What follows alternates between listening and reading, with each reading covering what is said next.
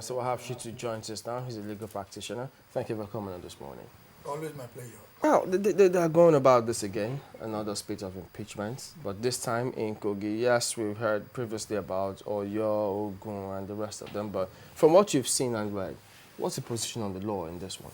Well, I think it is important to state the fact that impeachment is both a political as well as a legal decision.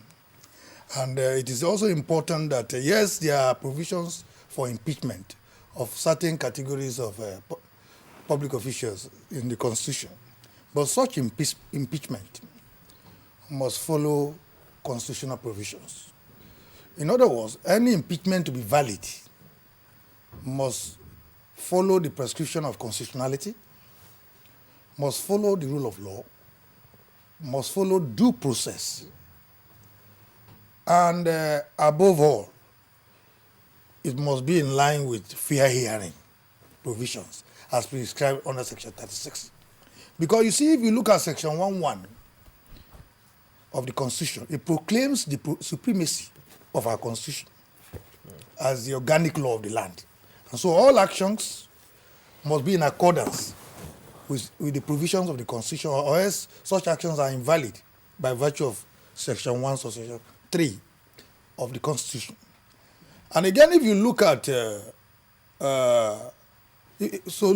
looking at all this, one thing that is clear is that the impeachment provision in the Constitution is subject to the supremacy provision of the Constitution. In other words, you cannot carry out a valid impeachment outside the provisions of the Constitution. So what does the law say, and how would this one fit in? Now, looking at those, I haven't stated the principles generally. I think by virtue of the combined provisions of Section 92, subsection C, 92(2)C, as well as Section 96, as well as Section 98 of the Constitution, it is clear, yes, that the Speaker of the House can be removed. The removal is technically referred to as what? Impeachment. But in removing the Speaker, by virtue of Section 92, subsection 2C, you cannot effect such removal except by 2/3 majority of the members. Now, if you take that further and examine Section 96 of the same Constitution, it says that the quorum of the House shall be by 1/3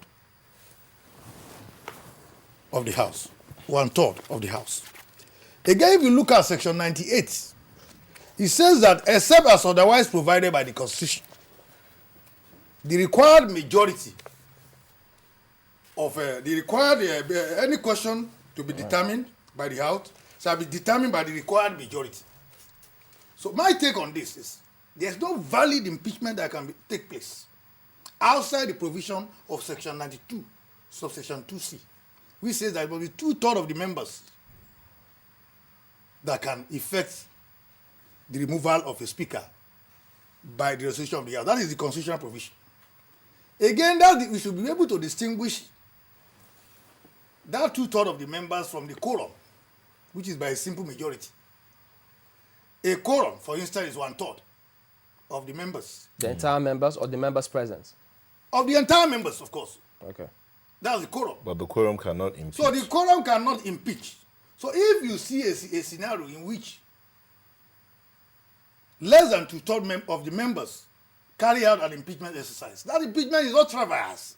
It's null and void because it's outside the provision of the Constitution. And except our actors, political actors, learn to behave as what? Democrats. We are endangering their democratic tradition. Yes, power to remove is there. You know, in other cases, we have seen cases in which, other than, the floor of the House, impeachment have been carried out in other funny places like hotels. And sometimes they take signatures of people and then use that as a basis for or justification for an impeachment. All that kind of exercise is illegal. Okay, the member of the Kogi House of Assembly that was spoke to earlier before the former Speaker, Gabriel Daudu. Gabriel Daudu, said that 17 people signed the impeachment document. Now, the question is, does the fact that 17 people sign, does it hold water? That 17 people were not in the House, about 11 people were in the House, and 17 signed the impeachment document. Well, how many are the members in the House? 25. 25. Now, what will be the two-thirds of the members of the House? That's 70% of the members. Now, will you say those who carried out that exercise constitute 70% of the members of Kogi State House Assembly? I think in making this kind of an analysis, it is not useful to be specific. Because, like Channels is doing, our duty here as non-partisan, commentators, is to state the position without any bias, no matter whose source is what, geared. Because our overriding, concern here is how to strengthen what? The democratic tradition. The document that guides our operations as Democrats in this country is the 1999 Constitution as amended. That is the ground norm. In constitutional law, we call it the uncommanded what? Commander. There's no way you can act outside the provision of the Constitution and then you then justify your action on the basis of what? Legality. So if Kogi State House of Assembly is determined to remove a speaker, then they should follow the Constitution. I think by ensuring that they mobilize two-thirds of their members to carry out that exercise on the floor of the House. It is not sufficient to say, oh, we have a simple majority of one-third of in the House carrying out the exercise. Okay. Assuming that it was not properly done, and then from what we hear, that the new speaker, Lowell's, got police detail, security detail, does that validate that action in any way? No. You see, generally, like I said before at the beginning of this section, impeachment is both a political as well as a legal option. In other words, it's more political than legal. That is why in the impeachment of the governor, for instance, as stated under Section 188, subsection 10, it is said that a court of law will not inquire into the legality, into the question, any question arising from impeachment. In other words, there's an answer clause barring any court of law from inquiring intervening in the process. But that clause, is not absolute. A court of law will not intervene in the process if due process was followed, if rule of law was preserved, if constitutionalism was enhanced, then a court has no business interfering in what otherwise is internal affairs of a house in line with its legislative powers and competence. The rationale is that we have, under separation of powers, there should be autonomy of the three arms of government. In other words, the executive must be allowed to carry out its business without interference.